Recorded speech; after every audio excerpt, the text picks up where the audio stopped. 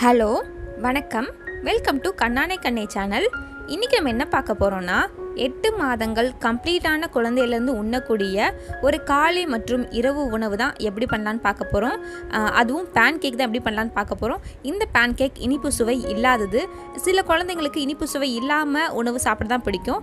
அந்த மாதிரி குழந்தைகளுக்கு இந்த உணவு நீங்கள் செஞ்சு கொடுங்க. குழந்தைங்க ஆசையை விரும்பி சாப்பிடுவாங்க. 8 மாதங்கள் கம்ப்ளீட்டான குழந்தைகளுக்கு கொஞ்சம் கொஞ்சமாக கூழ் பதத்தில் இருக்கிற உணவை குறைச்சிட்டு இந்த மாதிரி அவங்க மெண்டு சாப்பிட்றதுக்கு ஏதுவாக இருக்கிற உணவுகளை நம்ம அறிமுகம் செய்கிறனால அவங்க நல்லா மெண்டு சாப்பிட பழகுவாங்க. உங்கள் குழந்தைகளுக்கு பல்லு முளைக்கல அப்படின்னு கூட கவலைப்பட வேணாம். அவங்க எளிரே ரொம்பவே ஸ்ட்ராங்காக இருக்கும் நல்லா மெண்டு சாப்பிட்றதுக்கு. முக்கியமாக குழந்தைய உட்கார வச்சு தான் உணவை நீங்கள் கொடுக்கணும். இந்த ரெசிபி பண்ணுறதுக்கு 1 டேபிள் ஸ்பூன் அளவு ஓட்ஸ் எடுத்துருக்கேன். அதுக்கப்புறம் 1/2 டேபிள் ஸ்பூன் அளவு பொட்டுக்கடலை எடுத்துக்கிறேன். 1/2 டேபிள் ஸ்பூன் அளவு ரவை எடுத்துக்கிறேன். அப்புறம் ஒரு பிஞ்ச் அளவு சீரகம் எடுத்துக்கிறேன். இப்போது இது எல்லாமே நம்ம ஸ்டவ்வில் வச்சு மிதமான சூட்டில் வறுத்து எடுத்துடலாம். லைட்டாக கலர் சேஞ்ச் ஆகிற அளவுக்கு இதை நம்ம வறுத்து எடுத்துடலாம்.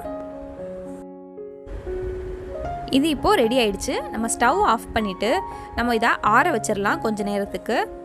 ஆறுனதுக்கப்புறமா இதை மிக்ஸி ஜாரில் மாற்றிட்டு இதை நல்லா ஃபைன் பவுடராக அரைச்சி எடுத்துகிட்டு வந்துடலாம்.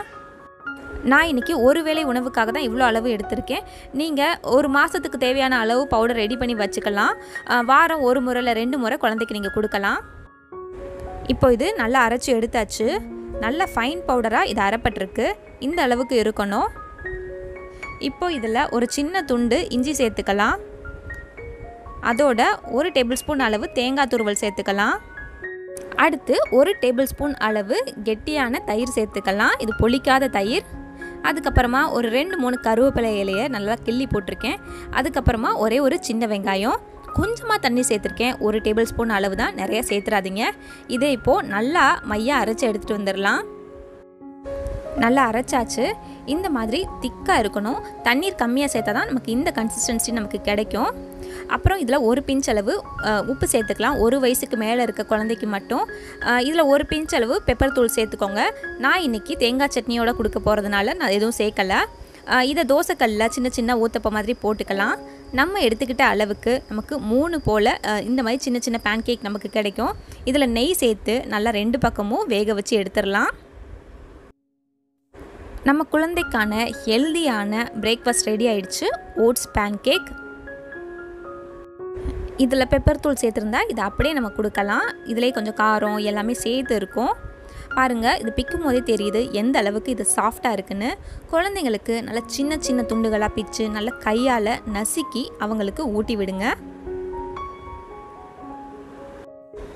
கண்டிப்பாக இந்த ரெசிபி நீங்கள் ட்ரை பண்ணி பார்த்துட்டு உங்கள் குழந்தைங்க எப்படி சாப்பிட்டாங்கன்னு மறக்காமல் கீழே கமெண்ட் பண்ணுங்கள். இது போல் நிறையா பேபி ஃபுட் ரெசிபிஸ் நம்ம சேனலில் ஷேர் பண்ணியிருக்கேன். கண்டிப்பாக வீடியோஸ் செக் பண்ணி பாருங்கள். இந்த வீடியோ பிடிச்சிருந்துச்சுன்னா மறக்காமல் லைக் பண்ணுங்கள், கமெண்ட் பண்ணுங்கள், ஷேர் பண்ணுங்கள், சப்ஸ்கிரைப் பண்ணுங்கள். நன்றி.